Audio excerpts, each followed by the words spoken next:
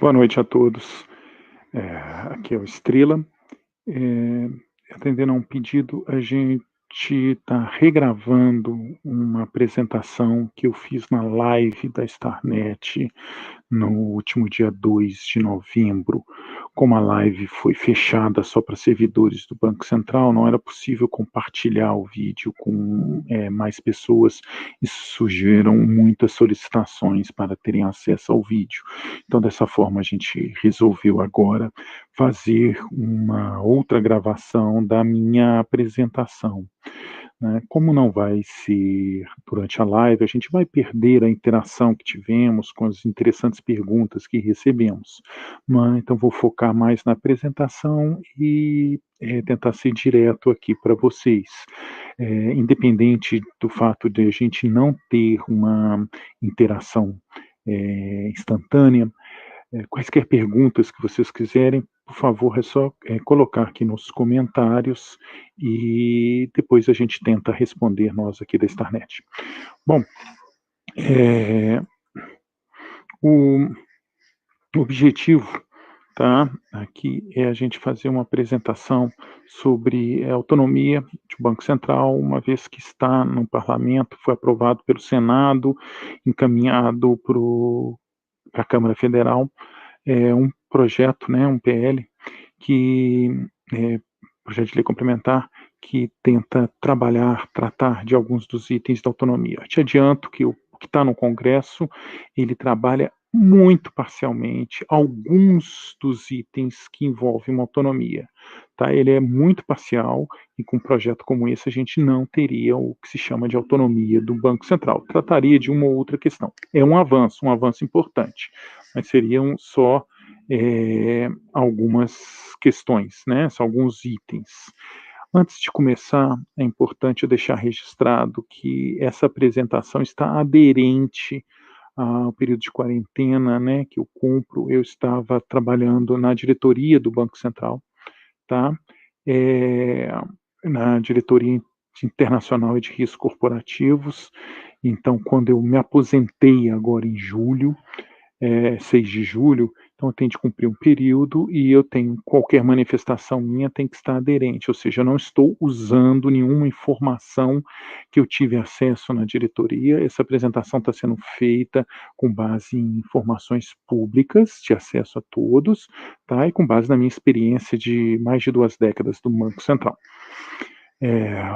Inclusive com capítulos, né, com algum material escrito sobre autonomia, inclusive o do do texto lá que é muito usado, né, em concurso, Moeda, Sistema Financeiro e Banco Central, uma abordagem prática e teórica sobre o funcionamento de uma autoridade monetária no mundo e no Brasil, né, um dos capítulos desse meu material. Bom, a primeira questão que vem é o que é uma autonomia de Banco Central? Qual que é a definição? Tá? A autonomia de Banco Central está relacionado à capacidade de tomar e manter decisões e liberdade para definir como atuar para atingir as metas e os objetivos estabelecidos, sem ninguém alterar as decisões tomadas.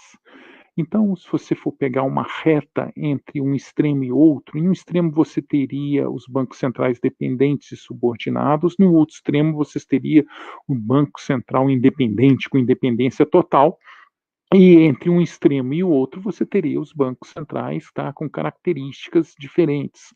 O que é importante lembrar que a autonomia, a independência não é um ponto fixo, tá? Ela é uma linha contínua, com graus diferentes. Então, os bancos centrais, eles vão ter maior ou menor grau de independência. Bom, para efeitos mais teóricos, mais acadêmicos, a gente poderia fazer uma separação de 3 pontos só para ficar claro. Primeiro, o que é a independência? Independência total. É aquele banco central que tem a capacidade de ele próprio definir o seu mandato. Ele mesmo é quem define os seus objetivos. Então, o próprio Banco Central define os seus objetivos e ele, Banco Central, tem total liberdade para tomar todas as medidas necessárias para atingir aqueles objetivos e todas as suas decisões não podem ser revertidas por nenhuma outra esfera do governo, tá? Então, é independente ou independência total, o próprio Banco Central define seus objetivos e eles atuam com total liberdade operacional para atingir esses objetivos, tá? Tomando decisões que não podem ser revertidas por outras esferas do governo. Um grau menor, a gente teria os bancos centrais autônomos ou com independência operacional. O que, que é isso?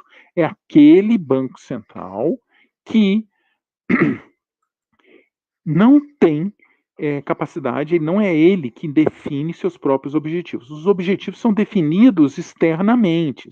E uma vez sendo definidos externamente, estabelecidos para o banco ele tem total liberdade operacional para definir como vai atuar para atingir aquelas metas e objetivos que foram definidos externamente, tá? E as decisões que ele tomar não poderão ser revertidas por outras esferas do governo. Lembrando que esses objetivos eles podem ser definidos por, por diversas esferas, né? Por como a sociedade definir, por como o Congresso achar que é o mais conveniente, tá? O Congresso pode achar, o Parlamento, a sociedade achar que é o próprio Congresso que tem que definir essa meta, que é o Executivo, que é um conselho formado por vários setores da sociedade, e se a sociedade define como que quer, quem quer que defina os objetivos, tá? Agora, uma vez definidos esses objetivos, o Banco Central vai atuar para atingi-los. E aí não adianta aquela reclamação. Ah, não, eu não quero que o Banco Central aumente ou reduza a taxa de juros para atingir um tal objetivo. Espera aí. Se não quer que o Banco Central atinja aquele objetivo, você tem que alterar o objetivo e não querer impedir o Banco Central de adotar as medidas. Então, por exemplo, se o Banco Central acha que a inflação está alta e ele quer trazer a inflação do ano seguinte para 3% e para isso precisa aumentar a taxa de juros, ele, Banco Central, vai aumentar a taxa de juros, porque a inflação está fora da meta.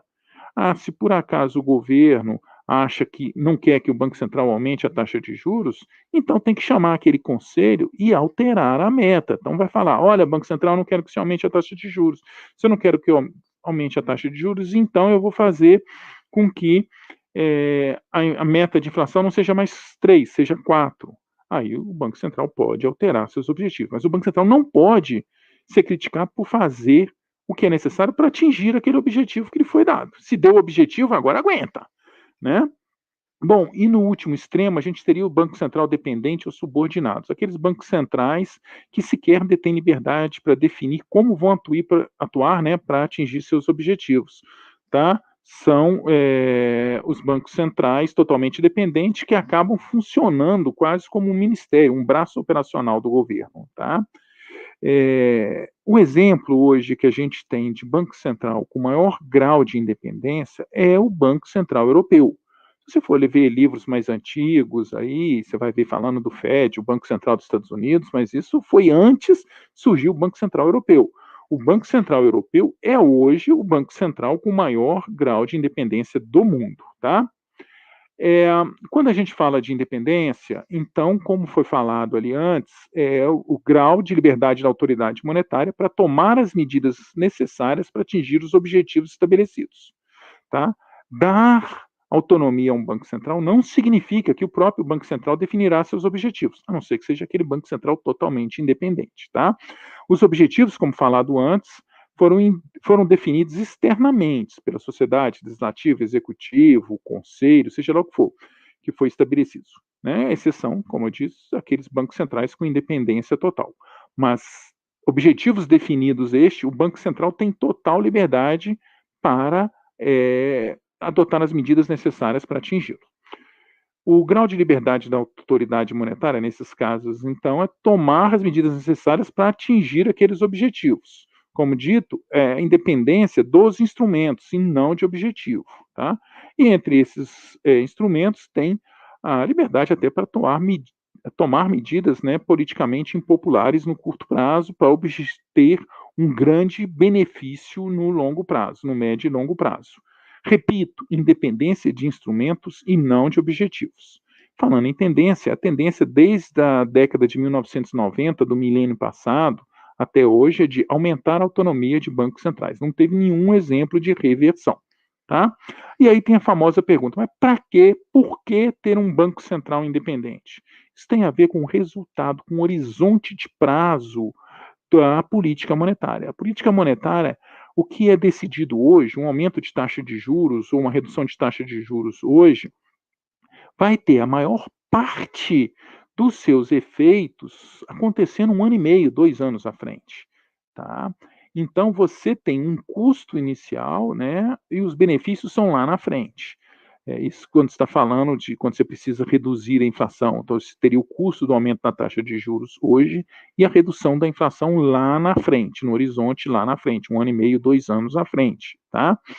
Eh o que que a gente tem nisso, né? A desinflação, ele tem um custo inicial muito de curto prazo. E os resultados, os benefícios vêm nesse longo prazo, 1 ano e meio, 2 anos à frente. Então, por isso, você tem que ter políticas mais permanentes, porque o que você está fazendo hoje vai ter resultado 2 anos à frente. Então, você não pode ter pressões para você ter ações de curto prazo com objetivos políticos, como por exemplo, eu quero ganhar a eleição, então reduz a taxa de juros agora para eu ganhar a eleição. Pô, se você faz isso, daqui a 1 ano e meio, 2 anos, você vai ter uma inflação muito maior que castiga a sociedade. Lembrando, a inflação, ela é um imposto que tira valor das pessoas de dentro da carteira das pessoas, tá? É quase um imposto. A inflação é um imposto que quase ninguém percebe, mas ela é um imposto que tira valor das pessoas dentro da carteira, sem ninguém nem perceber, sem ter que criticar, como, aumentou o IPTU, meu Deus, que prefeito chato, aumentou o imposto de renda, que absurdo, entendeu? A inflação tira e as pessoas nem percebem. O que que é a inflação? Se você tem um valor na sua carteira de cem reais, e com 100 reais você compra 10 quilos de açúcar, então você tem na sua carteira o equivalente a 10 quilos de açúcar. Se por acaso você tem uma inflação e o açúcar sai de 10 para 20, os seus 100 reais passam a comprar só 5 quilos de açúcar. Se você for comparar só com a unidade monetária, 100 reais não aconteceu nada. Você tinha 100 reais, você continua tendo 100 reais. Mas se for ver o valor dos 100 reais, o que, que vai ter acontecido? Você tinha 10 quilos de açúcar e agora você tem 5. Ou seja, sua riqueza foi reduzida pela metade, você nem percebeu. Então, isso é o que chama atenção para a gente ter que controlar a inflação. Por quê? Porque a inflação tira valor das pessoas que têm menos condições de se defender, daqueles que têm menos condições de acessar o mercado financeiro, o sistema bancário, para se proteger da inflação. Então, esses pagam mais fortemente. Até por isso, não existe nenhum programa de distribuição de renda que funcione se você tiver inflação alta. A maior distribuição de renda é o controle da inflação. É o primeiro, não é o único. Claro que você precisa de programas de complementação de rendas, né, e outro tipo de ação para você ter uma distribuição de renda. Mas o controle da inflação, ele é o primeiro e principal. E uma coisa que nós aprendemos, tá, para quem é mais antigo como eu, assim, na casa dos seus 50 anos, a gente viveu um Brasil com alta inflação. E o que que acontecia? O fato de você ter inflação alta não gerava mais crescimento, pior, acabava o crescimento. Você só consegue ter crescimento econômico, logo desenvolvimento econômico, se você tiver um ambiente macroeconômico estável, que assegure, que dê proteção para a sociedade, para as pessoas, para o investimento acontecer. Então, a primeira, a principal entrega que um banco central tem que dar é o controle da inflação para proteger quem? A sociedade. Então, explicado isso, o, como o benefício da redução da inflação só vem no longo prazo, às vezes você tem que, no curto prazo, segurar algumas políticas que são menos populares. Então, às vezes, você precisa ter isso agora para você ter o grande ganho no médio e longo prazo. Tá? Isso em processo desinflacionário. Em países em que você já tem uma inflação controlada, o objetivo é você manter a inflação sob controle para evitar qualquer prejuízo para a sociedade. Tá? Então, explicado isso, né, com base num blinder, né, essas questões, a gente vê a importância do controle da inflação e de por que, né, como que os resultados de Banco Central são maiores, né, os benefícios vêm no médio e longo prazo. Bom, estudos empíricos sobre isso. A gente tem estudos, não apenas para países desenvolvidos, como para países emergentes também, tá? Que mostram que países que têm bancos centrais mais autônomos têm menos inflação sem prejudicar o crescimento, tá? Tem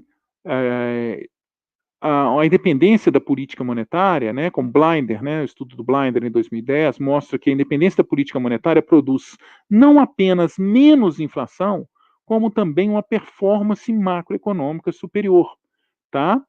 E para os países emergentes, isso mostra também, tá? Os estudos mostram que quanto maior a independência, menor a inflação, e que o aumento da autonomia de bancos centrais a partir da década de 1990 foi um fator decisivo para a redução do processo inflacionário nesses países que viviam até hiperinflação, como foi o caso brasileiro. Bom, tem aqui alguns gráficos, né, que mostram o resultado da inflação nesse período em que foi aumentando a independência, o grau de independência e autonomia dos bancos centrais. No gráfico da esquerda, você vai ver a inflação reduzindo nas economias avançadas, e aqui no gráfico da direita, nos países emergentes. Você pode ver aqui, né, esse período aqui de repique de inflação, início da década de 90, e que depois teve uma redução constante, e isso tudo foi associado a um aumento da autonomia dos bancos centrais. Outra questão também é que essa tendência de aumento do grau da autonomia, ela não tem nenhum sinal de reversão desde 2008. Tá? A gente tem esses gráficos que mostram isso, tá? Que não tem nenhum sinal de reversão, e aqui, inclusive, esse mapa vai mostrando como que era em 1980, os bancos centrais com independência, com maior grau de independência, e como que ficou em 2008 aqui. É uma tendência que se mantém, tá? Quando se fala em processo de independência de Banco Central, você tem, né, Arnone, Lawrence, Segalotto e Sommer, eles indicam que o processo de autonomia dos bancos centrais envolve, na maioria dos casos, tá, 3 estágios, que é estabelecimento do marco legal para autonomia, desenvolvimento da autonomia operacional e o aprofundamento da autonomia política em termos de formulação de políticas. Seriam mais ou menos esse processo. E quando você fala em independência de Banco Central, ela vem junto com responsabilização e governança, naquilo que é chamado de o triângulo moderno dos bancos centrais, tá? Segundo Moser Borrell. A independência vem com responsabilização e governança, né? Então, é este o processo que a gente tem. Quando a gente fala de autonomia e independência de Banco Central, tem muita confusão entre a definição de autonomia e as características de um Banco Central autônomo, tá? O que define um Banco Central como independente, autônomo, é a sua capacidade de tomar e manter as decisões.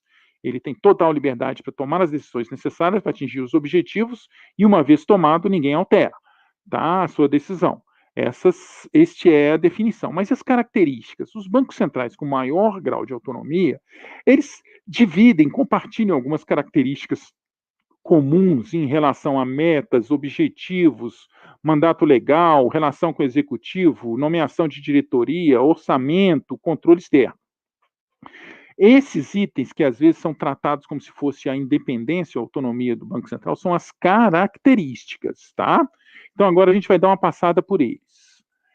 O primeiro, objetivos e funções. Geralmente, os bancos centrais mais autônomos trabalham com objetivos específicos. Na maioria dos países, um só: controle da inflação, que é o principal.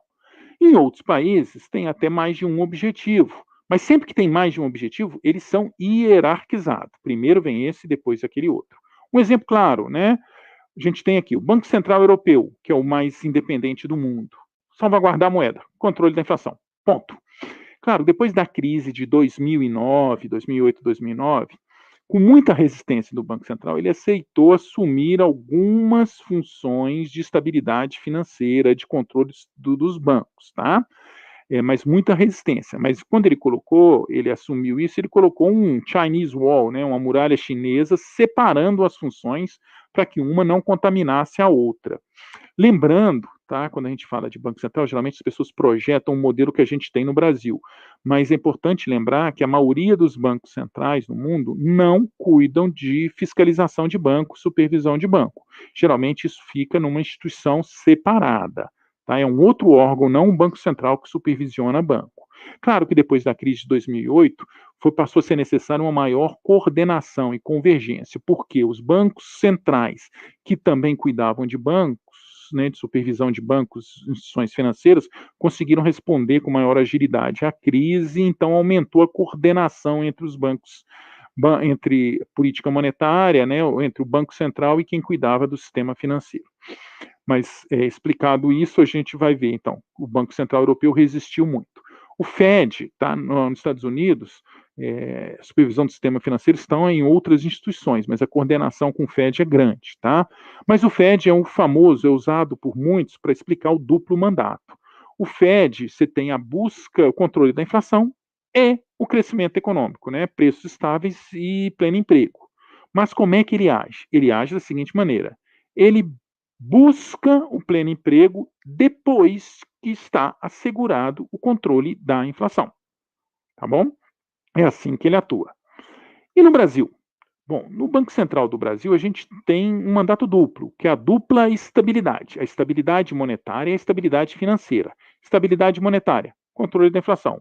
Estabilidade financeira, cuidar dos bancos, né, supervisão dos bancos. Então, estabilidade monetária, estabilidade do poder de compra da moeda, controle da inflação. Estabilidade financeira, sistema financeiro sólido e eficiente. Esta é a dupla estabilidade. Tá? Na atuação do Banco Central, para quem lê as atas do Copom, você vai ver que também ele busca um crescimento. Você vai ver que o Banco Central ele sempre atua de que maneira? Uma vez assegurada a inflação, ele busca uma taxa de juros que melhore a atividade econômica. Então, assim, na prática, tá, as atas do Copom mostram isso, que o Banco Central, uma vez assegurada a inflação, ele busca aquele resultado que melhore o desempenho econômico. É natural, natural não que vem de natureza. É normal, todos os bancos centrais atuam dessa maneira. Então, falado em objetivos e funções, aqueles bancos centrais com maior independência têm menos e sempre hierarquizado. Você encher um banco central de funções, podem ficar contraditórias as ações e ele ficar impedido de atuar, porque para atingir um não vai prejudicar a outra, tá? Bom, outra e a principal característica de um Banco Central independente, autônomo, é a responsabilidade formal na condução da política monetária. Ou seja, é o Banco Central quem é o responsável pela política monetária e ninguém mais. É ele. Ele é o rei do pedaço, ele é o dono do pedaço nessa parada, tá? Essa é a característica principal de um Banco Central com maior grau de independência. No Brasil, como é que é? No Brasil, assim, você não tem isso tão explícito. A Constituição Federal estabelece que cabe ao Congresso Nacional, com a sanção do presidente da República, dispor sobre matéria financeira, cambial, monetária, instituições financeiras e suas operações, e sobre moeda, seus limites, montante na dívida imobiliária federal. Bom, mas é importante explicar que depois da implantação do sistema de metas, né, para a inflação, os objetivos do Banco Central do Brasil ficaram menos vagos. Seguindo adiante, uma outra característica de Banco Central é a independência em relação ao executivo. Essa independência sempre foi medida pela proibição de emprestar recursos a qualquer autoridade do setor público, tá? Essa é a primeira. Não pode emprestar recursos para o setor público só para instituições financeiras. Segundo, a autonomia para definir as taxas de juros e a irreversibilidade das decisões. Se ele tomou uma decisão, não pode ser alterada por outra esfera, a não ser se tiver dolo ou alguma falha judicial, não sei. Né? Como é que é no Brasil? No Brasil, a proibição de prestar ao Tesouro está definido já desde a Constituição de 1988. No Fed, isso foi lá no primeira metade da década de... primeira metade do século XX. No Brasil foi com a Constituição de 88, tá? Então, o Banco Central é vedado de conceder direto ou indiretamente empréstimos ao Tesouro Nacional ou qualquer órgão que não seja instituição financeira, desde a Constituição, e só pode comprar títulos para fim de política monetária. O Banco Central aqui ainda detém o monopólio da moeda, política cambial, administração de reservas e demais atribuições são executadas pelo Banco Central com coordenação, né, do Conselho Monetário Nacional, ou seja, não tem isso muito claro, fora a proibição de prestar recursos ao Tesouro. Agora, quando você fala de independência em relação ao executivo, sempre tem aquela crítica: ah, não, mas e o governo eleito? Então vai ser um poder paralelo, ele vai para um lado, o governo eleito vai para o outro? Não, gente, não. É o que a gente vê aqui. O Banco Central independente não significa que ele não vai coordenar. Todos os principais bancos centrais do mundo têm canais de coordenação com os policymakers, né, com os decisores de políticas econômicas dos governos eleitos. No Fed, Banco Central Americano, por exemplo, você tem o presidente do Fed e o secretário do Tesouro, né, presidente do Fed, que vem com autonomia, e o secretário do Tesouro do governo eleito, tem reuniões periódicas para discutir política monetária, política orçamentária, financeira e para coordenar a ação. E um outro exemplo interessante que a gente tem é o Banco Central do Chile, que é considerado o banco central com maior autonomia, maior independência na América Latina. Mesmo nele, você tem esses canais. É interessante você saber que o Ministério da Fazenda, né, do governo eleito, ele pode participar das reuniões do board, do Conselho do Banco Central do Chile, com direito à voz. E mais, em alguns temas específicos, o representante do Ministério da Fazenda tem poder de veto, tá? Esse poder de veto geralmente estão relacionados a políticas cambiais, tá? Lá no Chile, e ele tem esse veto só é derrubado se depois de aplicado o veto, todo o board do Banco Central do Chile, por unanimidade, decidir derrubar o veto, tá? Mas tem isso. E uma característica, né, que a gente vê uma diferença é que nos países industrializados, o relacionamento do Banco Central com o Tesouro, com o governo, né, não com o Tesouro, né, com o governo, ele é mais informativo. Olha, a gente está atuando nessa direção, naquela, né, mais para coordenar. Nos países emergentes, você tem uma troca maior de informação, de estatística, de análise, tá? Até porque, geralmente, nesses países emergentes, o Banco Central é que tem uma equipe mais especializada e permanente, enquanto os ministérios costumam ter aquela mudança total quando altera o governo, né? Esse tipo de situação. Bom, mas um outro ponto da independência que costuma ser muito negligenciado, intencionalmente às vezes, tá? É a independência em relação ao mercado também. Ou seja, quando você fala de independência do Banco Central, não é só em relação ao executivo, é também em relação ao mercado, tá? O que quer dizer com isso? A gente tem o Blinder, né? Ele faz questão, ele lembra muito disso, que a autoridade monetária, o Banco Central, muitas vezes, eles precisam enfrentar o interesse do mercado, confrontar, ter as perspectivas, as análises e prognósticos. O mercado fala, vai acontecer isso, o Banco Central, não, eu estou atuando em outra direção e não vai acontecer. O seu número é esse, está errado, o número vai ser outro. Então, às vezes, precisa confrontar o mercado, enfrentar. Tá? Isso é muito importante destacar também, mas essa questão intencionalmente costuma ser muito negligenciada. Tá? E aí a gente chega naquela questão, independência do Banco Central e credibilidade. A credibilidade é o maior ativo do Banco Central. O Banco Central ele tem que ser recebido pelos outros com credibilidade, tem que ter sua credibilidade. Quando ele fala que vai fazer vai atuar em uma determinada direção, ele tem que atuar naquela determinada direção e o mercado, a sociedade tem que entender e realmente reconhecer, olha, se ele falou que vai fazer isso, ele vai fazer assim, tá? E ele tem poder para fazer isso. Tá? Isso ajuda muito, né? Por isso a importância da comunicação do Banco Central para evitar ruídos, esse tipo de situação. Lembro, né, com minhas décadas aqui que eu tive de Banco Central antes de me aposentar, que, por exemplo, no meados da década de 1990, né, do milênio passado, a forma de atuação do Banco Central era muito assim, escondendo do mercado, tentando surpreender o mercado. Eu lembro do ex-presidente Gustavo Franco, né, quando a gente teve aquela crise cambial, que o pessoal, o que é que vai fazer? Ele falava, o mercado não conhece ainda meu saquinho de maldades, né, que era como ele enfrentava o mercado. Depois do regime de metas para a inflação, a comunicação do Banco Central passou a ser muito mais transparente. Ele não esconde do mercado, ele mostra o que vai atuar. E se esse Banco Central tem credibilidade, tá, o mercado acredita que ele vai atuar daquela maneira e vai ter o resultado, acaba gerando as profecias autorrealizáveis, né? que é isso? Olha, o Banco Central fala que vai atuar para que a inflação seja de 3%. Ok, o pessoal vai ver, o Banco Central tem cacife para atuar, para fazer a inflação ser 3%. E como ele tem cacife para atuar e para fazer 3%, e se ele falou que vai fazer assim, é porque ele realmente vai. Aí o que acontece? O mercado age já esperando a inflação de 3%, e a inflação acaba ficando em 3%, a famosa profecia autorrealizável. Já se você tem um Banco Central sem credibilidade, tá? O mercado pode chegar e falar, opa, o Banco Central falou que vai atuar para fazer 3%. Ah, não, mas ele falou isso, mas não vai, porque o governo está pressionando, o fulano vai fazer isso, ele vai deixar as coisas mais soltas, acho que a inflação vai ser 5%. Aí o que acontece? Não converge para aquilo, né? Ou então ele falou que vai atuar, mas ele não tem bala na agulha para isso, então acaba não convergindo. Por isso que a credibilidade é um dos principais ativos do Banco Central e não pode ser negligenciado.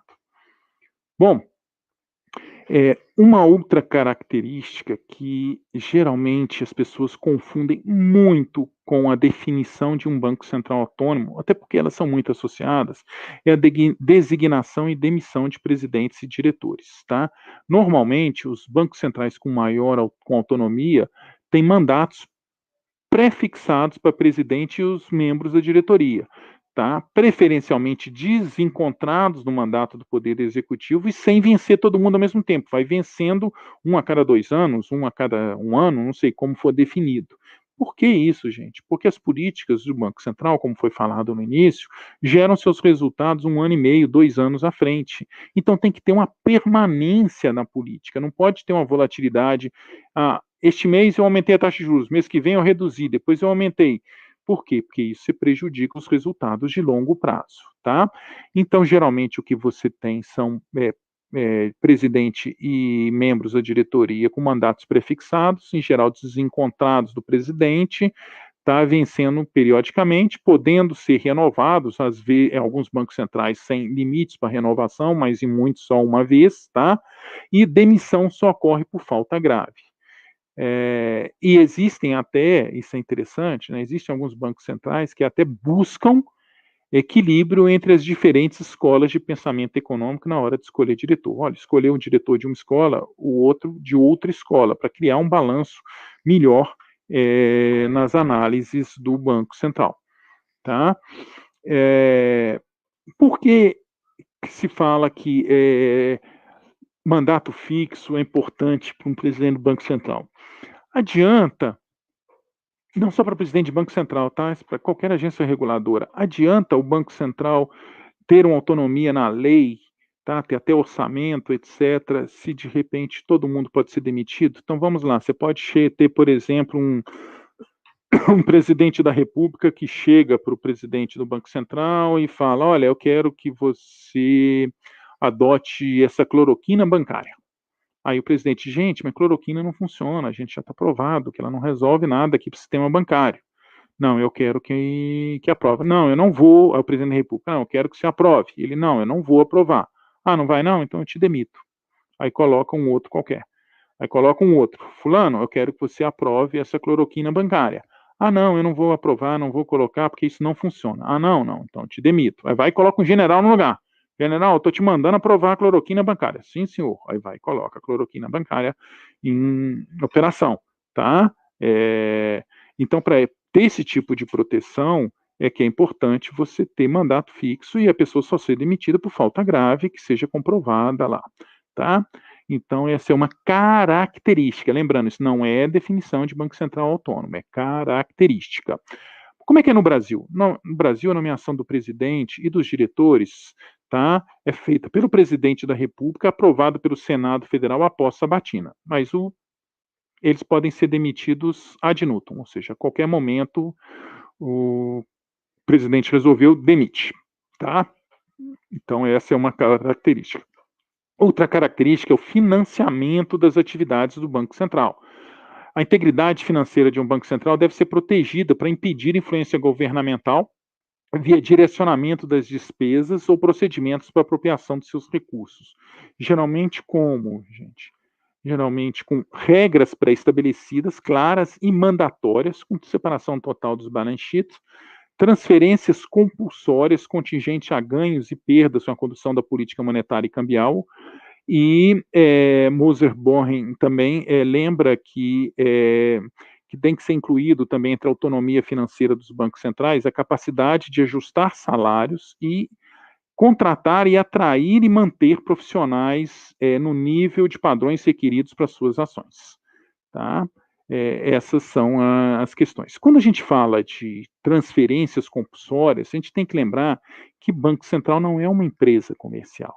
Então, o Banco Central não tem que ter resultado positivo sempre. O resultado do Banco Central vai ser o resultado da política que se decidiu adotar para o país, tá? Que se considera melhor para o país, e isso vai impactar o balanço do Banco Central. Tá? E, em alguns casos, a política necessária pode fazer com que o resultado do balanço do Banco Central seja negativo. Se for negativo, o balanço do Banco Central, né, o resultado do Banco Central tem que ser coberto. E tem que ter regra para que ele seja coberto, porque senão você pode ter uma briga do Banco Central com o governo, o cara fala, não, eu não vou cobrir seus orçamentos. Tá? Quando eu falo que o Banco Central não é empresa, tá, comercial, é porque a empresa comercial visa o lucro. O Banco Central, ele visa a política que se definiu como necessária para o país. Porque se a gente quisesse adotar a mesma lógica comercial com o Banco Central, a gente teria, assim, o Banco Central, você quer que o Banco Central tenha um lucro de 2.000%? Tá bom, a gente consegue fazer o Banco Central ter um lucro não, né? Resultado positivo de 2.000%. É só você julgar a inflação, ao invés de 3% ao ano, ela vai ser de 3.000% ao ano. Com isso, o Banco Central vai dar um lucro astronômico, né? Porque o passivo do Banco Central é a moeda perde valor, o passivo fica de pequeno valor, o seu ativo aumenta o valor, diferença, um grande lucro para o Banco Central. Isso seria um resultado positivo gigantesco para o Banco Central. Será benéfico para a sociedade? Uma inflação de 3.000%? Claro que não.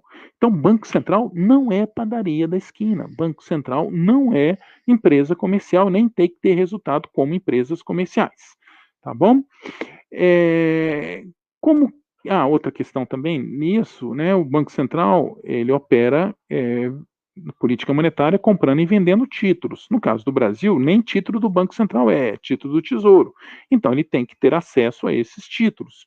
Já pensou se o Tesouro, uma briga com o governo fala não vou dar nenhum título para o Banco Central?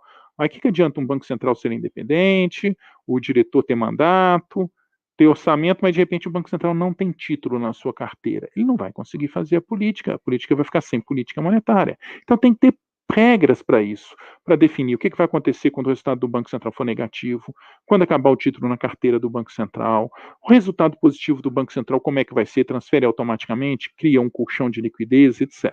Tá? Como que é no Brasil? O Banco Central do Brasil ele não tem um orçamento para protegido dele para contratar pessoal, pagar funcionário, pagar computador, esse tipo de coisa. Esse é um orçamento geral aprovado pelo Congresso e submetido à pressão do Executivo, que resolve, vou cortar 30%, vou cortar 40%, vou cortar 50% do seu orçamento, tá? Ele tem um outro orçamento, que é o orçamento de autoridade monetária, tá? Orçamentos, receitas, encargos de operações de autoridade monetária. Que aí é que esse orçamento para ele fazer política monetária, cambial, né? O que for. Esse é aprovado no âmbito do Conselho Monetário Nacional. Tá? Mas a gente já teve um grande avanço no Banco Central em relação às outras questões do relacionamento, do resultado do Banco Central ou títulos na sua carteira, a relação entre o Banco Central e o Tesouro Nacional, teve um projeto de lei enviado, se não me engano, em 2016 ou 2017, que virou lei em 2019, que é a Lei 13.820 de 2019. Ela já regulou e trouxe segurança e estabilidade para as relações financeiras entre o Banco Central e o Tesouro Nacional. Bom, e aí as pessoas falam, então o Banco Central não presta contas? Presta sim, como falado lá naquela slide do trilema lá, né, moderno de bancos centrais, do tripé, né, do moderno de bancos centrais, o Banco Central independente ele tem que ter transparência e governança lá. Então, a independência e a autonomia não isenta os bancos centrais da necessidade de prestar contas. Ao contrário, tornam a transparência uma contrapartida imprescindível, né?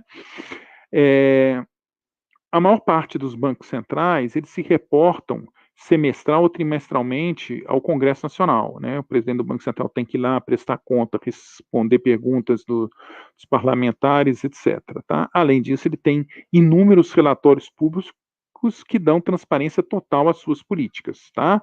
Então, você tem audiências no Congresso com os dirigentes do Banco Central, você tem relatórios diversos de política monetária, estabilidade financeira, relatórios econômicos de risco e de gestão, e você tem auditorias rigorosas. Em alguns casos, tá, é importante lembrar, tem bancos centrais que essas auditorias não são só nas contas, não são só no dinheiro, são auditorias também no, nas políticas, para mostrar se a política foi eficiente, foi a forma mais correta de adotar aquela política. Então, você tem até isso.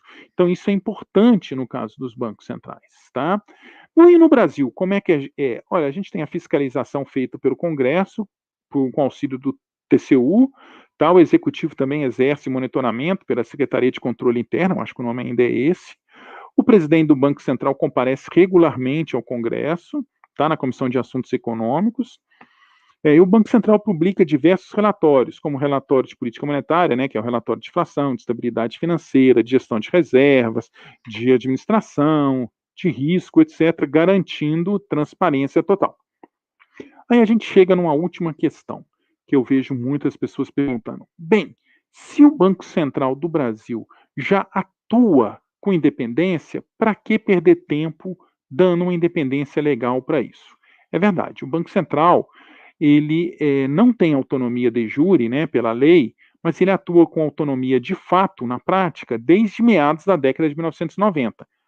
Essa autonomia, na prática, foi conquistada pela efetividade do banco, né, pela competência do Banco Central na atuação, na manutenção da estabilidade inflacionária.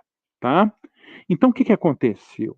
A sociedade brasileira ela já concedeu ao Banco Central essa autonomia.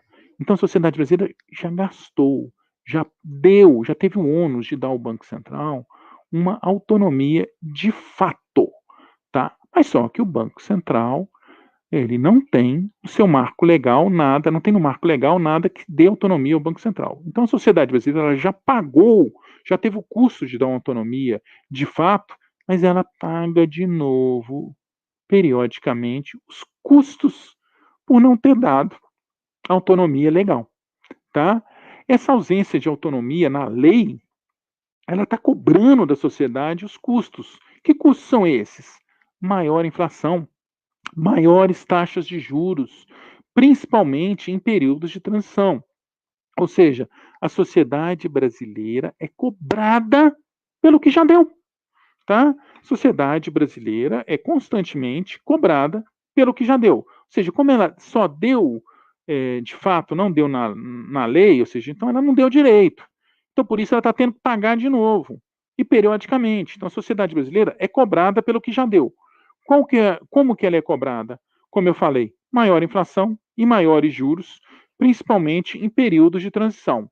Esses gráficos que eu vou apresentar aqui agora mostram isso, tá? Você vai ver o primeiro gráfico do alto à esquerda, esse aqui, mostra que em períodos eleitorais você tem um repique inflacionário. Você pode ver aqui, ó, repique inflacionário, maior inflação. Tá? Isso significa que nesse período eleitoral a sociedade brasileira acaba tendo mais inflação do que deveria ter pela insegurança em relação ao Banco Central, pelo Banco Central não ter uma autonomia de jure, na lei. Tá? Um exemplo claro aqui, limitado à última eleição, vocês vão ver aqui, ó, nesse gráfico do alto à direita, que de julho até outubro, você teve um repique da inflação, a inflação aumentou. Tá? E depois da eleição ela foi reduzida. O fato da inflação aumentar, gente, faz o quê? É um custo para a sociedade, porque aquele produto mais caro foi internalizado. Tá? As coisas na economia ficaram mais caras, as pessoas passaram a pagar mais. Depois não reduz aquele preço subiu, depois ele pode não subir mais, mas o fato dele ter subido faz com que a sociedade toda tenha pagado por uma maior inflação. Tá?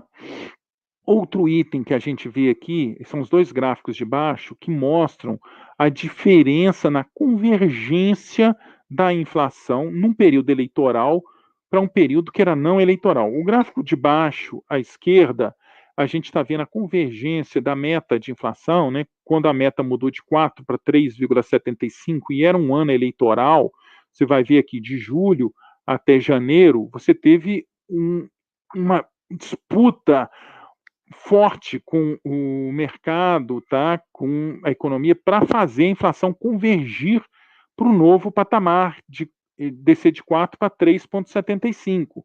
Então você pode ver aqui, ó, esse período aqui era um período muita disputa. Já no outro ano, em 2019, na transição da meta de 3,75 para a meta de 3,5, veja como ela foi mais direta, sem uma disputa. Isso mostra o custo que se tem no período eleitoral, tá? Um outro custo também é o prêmio de juros, tá? O aumento do prêmio de juros em período eleitoral. Aqui a gente tem a curva do ano 2018, a gente via que em março de 2018, final de março de 2018, a curva de juros estava aqui. Para setembro, início de setembro, a curva de juros subiu. Isso tudo, então tudo isso aqui significa mais juros que a sociedade está pagando. Então, lá em setembro. Logo depois da eleição, pode ver que ela voltou para o patamar inicial. Ou seja, então esse período de maior juros foi um custo que a sociedade pagou para isso, tá? E ela pagou mais juros e mais inflação porque um dos fatores preponderantes é pelo fato da autonomia do Banco Central ser só na prática e não ser legal. Isso faz com que a sociedade pague. Ah, pode alegar, não, mas não é só a autonomia de Banco Central que influenciou a curva de juros, não foi só a incerteza com o Banco Central que influenciou a inflação. Ah, tá, sim, teve outros fatores? Teve. Mas a autonomia de Banco Central é um fator importante, e é por isso que eu chamo uma atenção para isso. A sociedade brasileira é cobrada pelo que já deu, pelo fato de o Banco Central ter uma autonomia na prática e não ter legal, tá? Aí a gente vem para o que está na agenda do Congresso.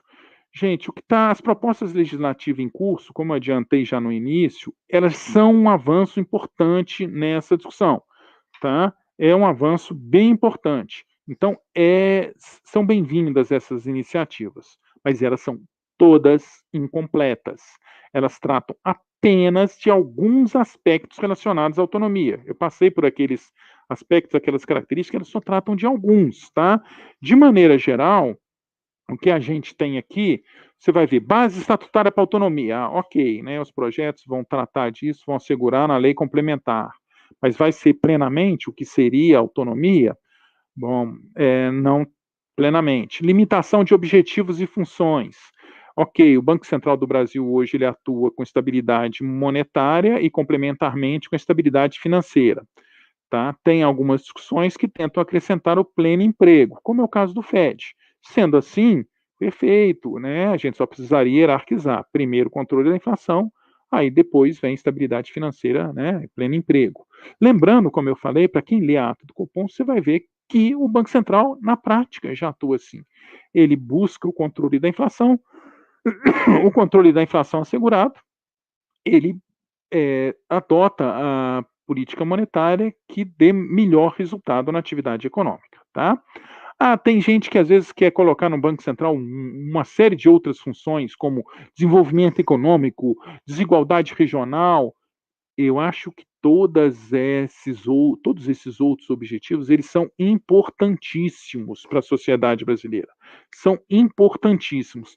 Tão importantes que eles devem ser mantidos em instituições, em ministérios e agências especializadas, que tenham expertise para isso, que tenham foco para isso, não dentro do Banco Central. Claro que aí o Banco Central, focado na sua missão de controlar a inflação, ele vai ter reuniões, vai ter coordenação com o Ministério do Desenvolvimento Econômico, de Desenvolvimento Regional, seja lá onde que estejam os especialistas nisso. Mas é melhor deixar esses outros temas importantes, onde eles vão ser prioritários, para que especialistas cuidem deles, não dentro do Banco Central, tá? Bom, garantias frente ao executivo, que tem aí, geralmente coloca o Banco Central sem vinculação ao ministério, que é importante. Nomeação da diretoria com mandatos fixos, isso tem sido trabalhado, tá? Parece que o que está no parlamento é com direito a uma recondução e vencimentos intercalados e proteção contra demissão, exoneração injustificadas. Outra questão que é muito importante é garantir a proteção jurídica para diretores e servidores no exercício das suas atribuições, claro, ressalvado dolo ou fraude. Isso por quê, gente? Porque Banco Central, as autoridades, ela tem que ter coragem, tem que ter proteção para tomar aquelas medidas que vão enfrentar poderosos. Então eles não podem ficar desprotegidos assim, olha, eu tomo a medida mais correta, mas eu vou ser demitido, eu vou ser processado ali, vou ficar anos tendo que pagar advogado. Como tem ex-diretores do Banco Central que estão há 20 anos pagando advogados porque eles fizeram as medidas corretas, tá? Quando eles estavam lá na diretoria.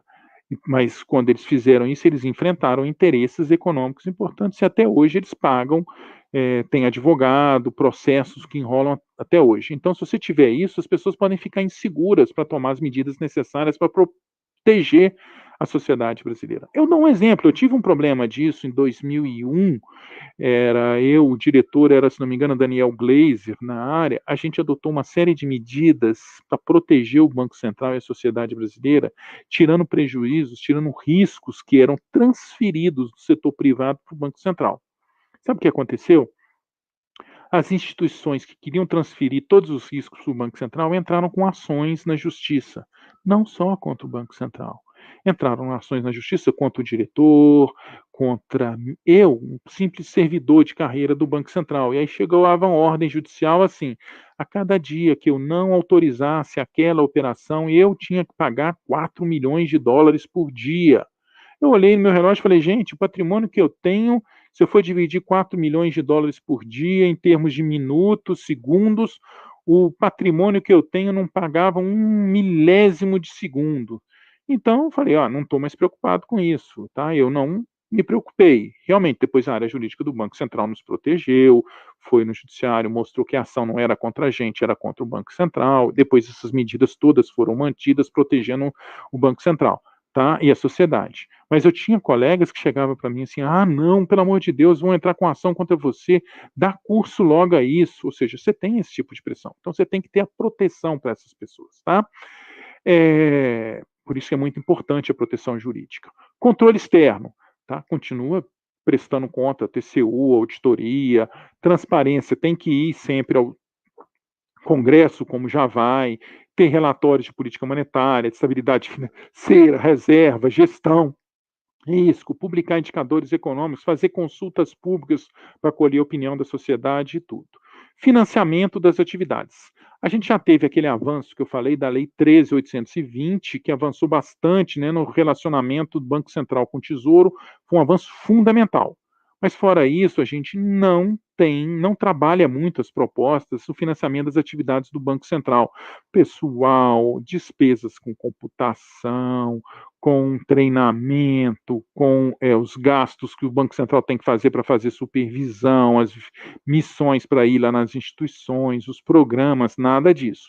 Então é um ponto que precisa ser trabalhado.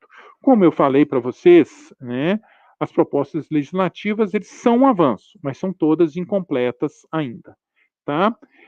Com isso eu encerro a minha apresentação. Infelizmente não deu para ser como foi na live, que teve várias perguntas que foram entrando, foi mais interativa, mas se vocês tiverem alguma dúvida, alguma questão, por favor, podem colocar aí nos comentários que depois a gente tenta responder.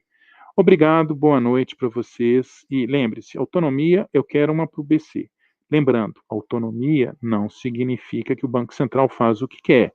Depende do que o Congresso definir, quem que vai estabelecer os objetivos para o Banco Central, vai ser o próprio Executivo, vai ser o Conselho Monetário Nacional, vai ser o Congresso, vai ser um comitê que ele vai criar, um conselho, e aí o Banco Central tem autonomia para perseguir aqueles objetivos para principalmente controlar a inflação, porque a estabilidade monetária foi uma conquista da sociedade brasileira e a gente tem que manter essa estabilidade, essa grande conquista.